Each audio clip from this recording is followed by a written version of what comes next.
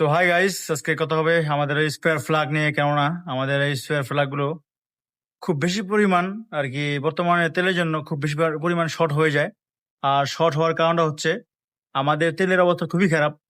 আর মূলত বস্ত্রটা খুব ভালো।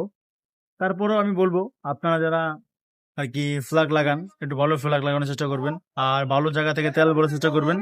অনেক সময় কি হয়, আমাদের যেই ফ্ল্যাগ গুলো আর কি এই সামনের অংশটা যখন কালো হয়ে যায়, তখন আমরা একটু ক্লিন করে নেই, তাহলে ভালো। আর বেসিক্যালি সময় আমরা কি করি, দেখবেন যে চোখ দিয়ে সাথ দিই, তখন ফ্ল্যাগের তেল চলে আসে। তখন যদি তেল চলে আসে তাহলে ফ্ল্যাগটা ড্যামেজ হয়ে যায়।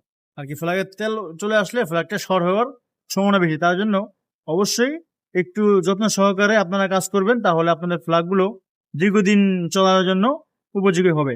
তো আমার একটা বাইক ছিল, প্রায় আপনার 200 কিলোমিটার চালানোর পরেও আমাদের একটা ফ্ল্যাগ ভালো চলছে। তো এইগুলো কিন্তু সবার জন্য হয় না। তো আসলে বর্তমানে আমাদের দেশে বাজে পণ্য আসাতে আমাদের ভালো ফ্ল্যাগ গুলো লোকাল কোম্পানি যখন এই যে ইম্পোর্ট করে, তখন কিন্তু একই পণ্য দুই রকমেরই পাওয়া যায়। বস কিন্তু অনেক ধরনের পাওয়া যায়। আর কি অরিজিনাল বস চেনা খুব মুশকিল। তারপরেও আপনারা একটা ভালো ফ্ল্যাগ নেবেন ভালো জায়গা থেকে, তাহলে আপনাদের ফ্ল্যাগ গুলো টিকবে ইনশাল্লাহ, আমি মনে করি। আর অবশ্যই আমাদের যে দেশের অকটেনটা আছে, সেই অকটেনটা খুব বেশি পরিমাণ বাজে, যার জন্য ফ্ল্যাগ টিকে না। আর টাঙ্কি জন্য তো অবশ্যই দেখতেছেন যে অবস্থা খারাপ, আমাদের কার্বোরেটর গুলো বেশি খোলা পড়তেছে। তারপরে আমি বলবো আপনারা একটু ভালো জায়গায় তেল ঢোকাবেন, আর ফ্ল্যাগ গুলো চেক করবেন যে ভালোভাবে আপনারা সার্ভিস দেওয়ার জন্য। আর এটাতে একটা সমাধান আছে, যদিও সমাধানটা সবাই ফলো করেন না।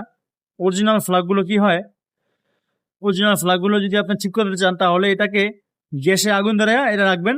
আলহামদুলিল্লাহ আমি মনে করি ঠিক হয়ে যাবে। আগে আমরা যদিও করতাম, এখন কেউ করে না। তো thank you so much guys, হয়তো একটা টিপস দিলাম, কেউ কিছু মনে করবেন না। তো থ্যাংক ইউ সো মাচ।